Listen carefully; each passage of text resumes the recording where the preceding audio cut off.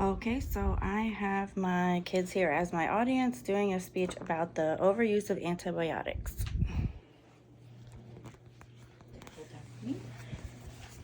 Okay, as we all know, in recent years, there's been a lot of talk, I'm sure everyone's heard about antibiotic resistance. So, what is this, and should you be concerned? We should definitely all be concerned about antibiotic resistance. It's reaching a point where we're not going to have new antibiotics.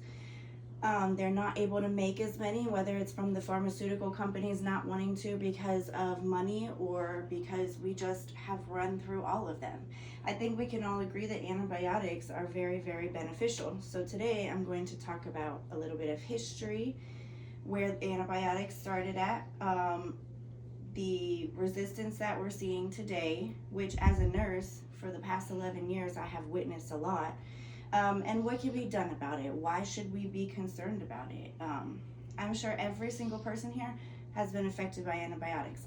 Whether you've had a surgery and it was prophylactic that helped you, cancer, a little tooth infection to a big infection, a UTI, this affects every single person in our country, and it's going to affect you, a family member, at some point in your life.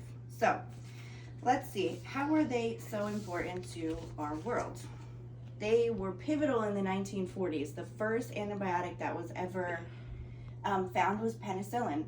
Today we have a lot of penicillin resistance, but that was the first antibiotic, and it really helped in the World War. It helped soldiers not get infections, so that was like a turning point in the world. Since then, since penicillin, when they started to see a resistance to that, they were able to find something else. And we have had countless antibiotics that work in different ways. They have allowed scientists to be able to do, like I said, surgeries that maybe we could never do before because the risk of infection was too high. Now doctors are not afraid. They save people's lives who are on chemo that are really susceptible to infection. We have life-saving antibiotics. It is made doctors be more willing to branch out, do more research, find more things because we could control infections.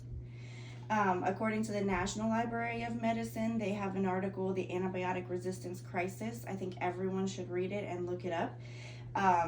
The life expectancy back in 1920, before penicillin was ever found, it said was 56.4, but now it's close to 80 years old.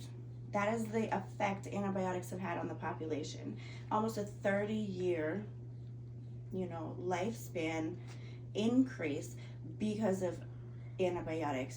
They can fix little cuts that maybe would have killed you before. So why are we having the resistance? It is growing from lack of education. I think years ago, you got a cold, you went to the doctor, you got antibiotics. They prescribed them for everything. So it's over prescribing and also misuse. We have a lot of broad spectrum antibiotics that are prescribed for UTIs, that doctors will do wound infections before they have a specific organism and a specific antibiotic.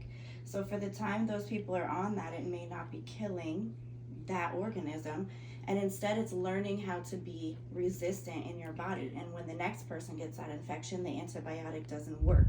So the World Health Organization has put out the World Health Organization has put out an antimicrobial stewardship protocol. This is focusing on educating and supporting professionals in all countries. They're estimating that at least 70% of third generation cephalosporins, which is broad spectrum, you get them for UTIs, wound infections, everything, are resistant now to most of the common infections that we get. So this is a big problem. They have started in all the countries across the world that are part of the organization with the same education, educating doctors on making sure they have the culture back that has a specific antibiotic, so that that antibiotic is killing the infection and not learning how to be resistant to it. Also, not using it for things like colds and viruses. Antibiotics are not resistant to those things, and they actually don't work. So just prescribing them is not okay anymore. Lessening the exposure of the antibiotic to a pathogen. meaning choosing the correct one to kill it is what is going to make it have less resistance. So this institutions locally here, the hospitals, long-term care, doctor's offices, public health, they all have antibiotic stewardship programs that are going to help with this. How does that really affect you? Antibiotics, we can't get more and more and more. If we don't stop this growing resistance, something as simple as a cut on your finger could kill you because an antibiotic might not help it. So you need to be proactive. Only get antibiotics from a doctor if you absolutely need it. Take them the right way. Help your friends have education on it. Take the entire dose as prescribed.